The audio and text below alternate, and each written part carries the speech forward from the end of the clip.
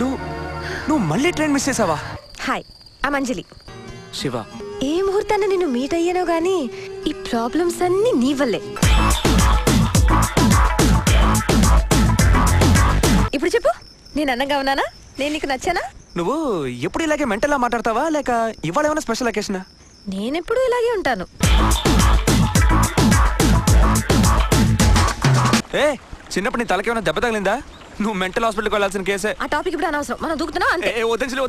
చెప్పేది విను. బాగుంది కదా, థ్రిల్ ఫీల్ అయ్యావా? నువ్వు ఒక ఒరిజినల్ పీస్ తెలుసా? ఖచ్చితంగా నీకు సబ్స్టిట్యూట్ ఎవ్వరు ఉండరు.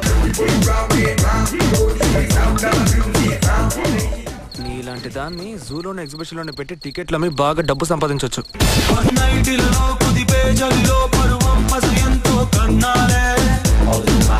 ఇది నీ ప్లాను, నీ లైఫ్, నువ్వు వాడితో పారిపోతున్నావు. దానివల్ల నాకేంటి లాభం?